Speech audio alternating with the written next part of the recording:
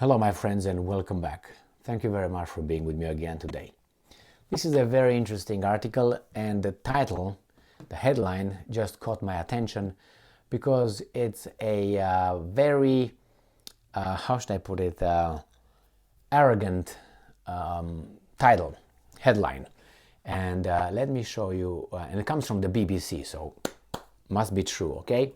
We changed the air a little bit from the Sputnik and Russia Today and the New Voice of Ukraine and Pravda to the BBC. This is the title. Why is South Africa's Navy joining exercises with Russia and China?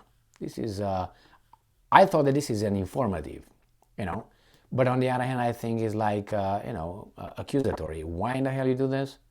Tell me again. Well, they will tell you. So this is from February 17th, 2023.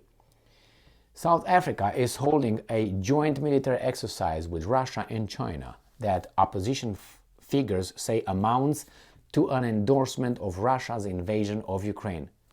What? Opposition figures. Some opposition figures. Because I'm pretty sure it's not a unanimous thought, an idea only in the opposition figures. If that's so, that means those guys are very well regimented, if you know what I mean. The US has also criticized the 10-day naval drills, which will continue over the first anniversary of the war in Ukraine. So, this is the short answer to this and the question here. Why is South Africa's Navy joining exercises with Russia and China? And the answer is because they can. What are you going to do about it? You've been doing already a lot, but it seems like it didn't work.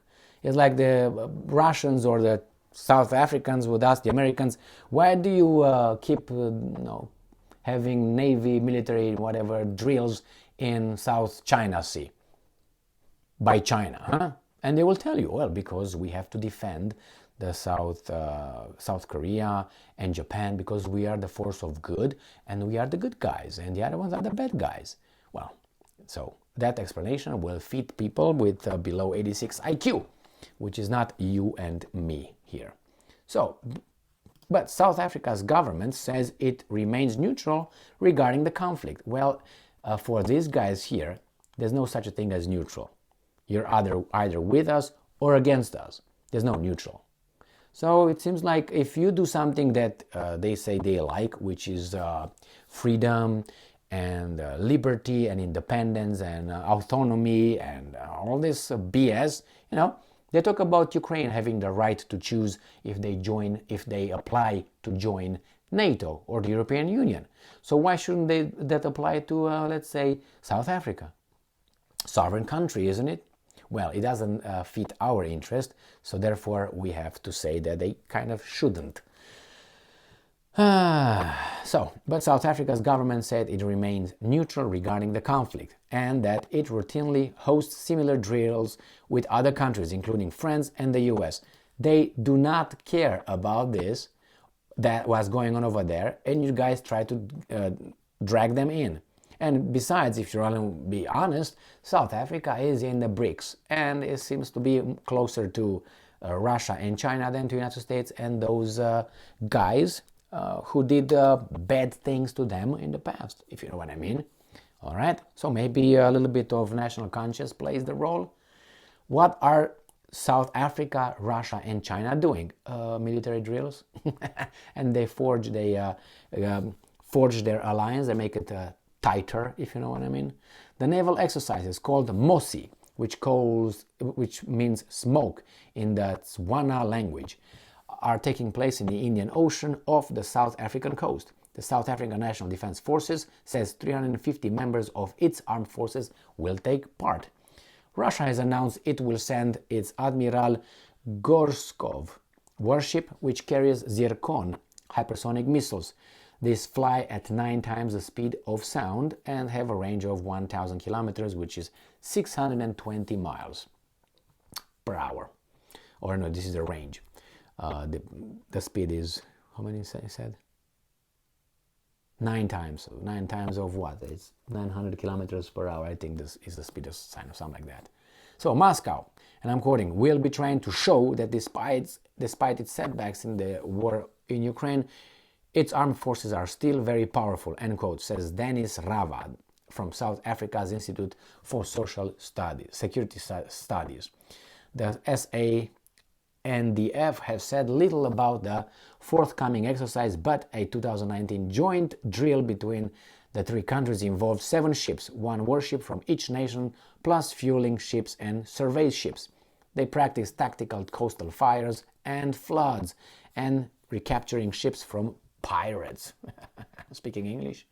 Why is this exercise controversial? To some, but no, controversial like it's if you think otherwise, these guys form opinions. Why is this exercise controversial? It's not controversial to me, for instance. It's not controversial to many. It's to you and some. That's why it should be here for some. But anyway, a White House spokesperson said in January, and I'm quoting, so now we know who's very upset about it and for whom that is controversial.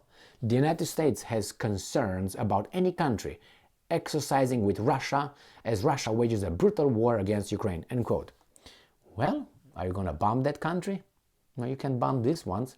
South Africa previously abstained from the UN vote condemning the invasion. It also refused to join the US and Europe in imposing sanctions on Russia. Now that's a no-no. The script is as it is. The South African government sparked a political row when it gave permission for a super yacht called the Nord, which is linked to the sanctioned Russian oligarch Alexei Mordasov, to dock in Cape Town. Well, political row, again, how many? How many? I'm pretty sure some people did not give a damn. Some people said, well, so what? And some people, oh my God, that's not right. Okay, again, a row. Okay, although it is thought the vessel did not actually go there, but it's okay, it has a political row. Again, where? I never heard of this. So, political row where?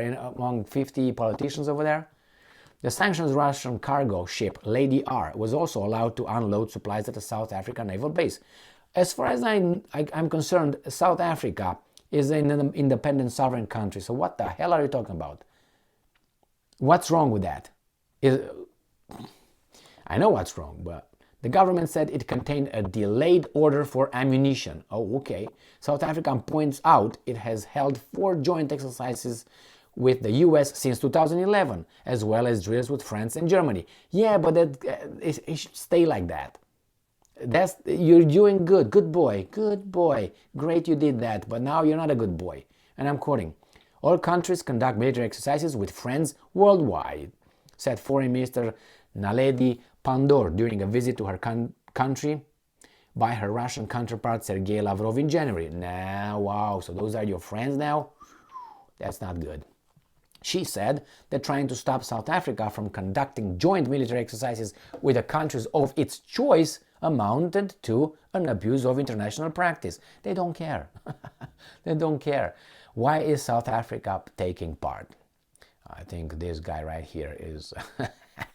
South Africa is also taking part because its armed forces are underfunded and overstretched, according to Elizabeth Sidiropoulos, head of the South African Institute of International Affairs. The Navy's priorities are to protect fisheries in its home waters and combat piracy in the Indian Ocean. Yeah, well, if the Americans don't slap them with some millions and some weapons, they're going to ask the Russians and the Chinese. And I'm quoting, it needs to team up with other nations to have the capacity to deal with things off its coast such as piracy, she said. South African governing African National Congress, ANC, also has long-standing ties with Russia. These date back to the years of white minority rule before 1994, says Dr. Alex Vines from the blah blah blah in London. And I'm quoting, the older leaders in the ANC still have an emotional attachment to Moscow because they were against apartheid, but the other ones, because it constantly supported their struggle, he says. That makes it very difficult for South Africa to turn its back on Russia over Ukraine. Got it? And you talk about other things. Russia, China, and South Africa also have modern-day ties because they are all members of the BRICS alliance. The group also includes Brazil and India, represent some of the world's leading emerging economies. what do Russia and China want? Well, they want a bridgehead and the cooperation. That's what they want, right? So Ms. Sidropoulos said Russia has more to gain than anyone from this year's exercise. That's why they sent only one ship. It shows, I'm quoting, that Russia can still project its power far away and that it still has allies around the world. Oh, it was not isolated yet? And I'm quoting again, it lets them say that it's not the world that's against Russia, only the West is against Russia. Well, if you look at countries that slap sanctions against Russia, they're about what, 40 or 50 out of 193? What about that? So it also wants to establish its naval power in the Indian office off the African coast and on the Red Sea. Yes, over there they already have it. It's about getting its navy out into international waters. China already uses Djibouti on the eastern African coast as a naval base to combat piracy, and perhaps it is hoping to get more bases. Yes, why not? Everybody can do what they can do, and that's a fight between these guys. Remember when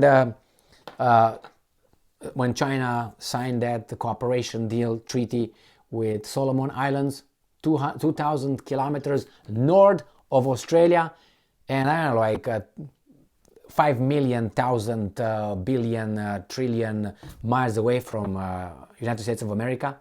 And the United States of America was concerned with its safety. And Australia. Oh my God, they disrupt the neighborhood's calm. What the? Go back over there. And what about you? You're 2,000 kilometers from you. And the United States withdrew its embassies, closed its embassy in 1994, I think, or something like this. You know, they want to put it back in the Solomon Islands all of a sudden. You know how an embassy works, right? An embassy. It has all kind of staff, if you know what I mean. And it's a fact because I know that, and you should also know that. Embassies have all kind of staff. And the staff is just, they disappear. And they come back sometimes when they are chased by other staff of other services. Oh, my bad. So anyway, if you're a free, sovereign country, you should do, what a sovereign, independent country does. But it seems like the big boss tells you what to do. The problem is that more than one sheriff in town now, and they're emerging as a group, as the other ones. Their group is challenged by this group. So that club has competition. Competition is good because the competition means progress, right? I compete with that guy, I have to improve, I have to concern myself with innovation, inventions, work harder, be more efficient, That should be in a healthy situation, but we know how it's over here. Yeah, that's sabotage as well. I sabotage the other company tried to sabotage my enterprise. The same as here.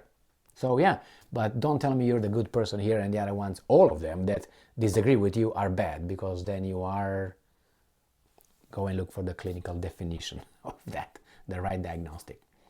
Thank you very much for being with me again today. Stay strong, stay smart, look for the truth, and be just.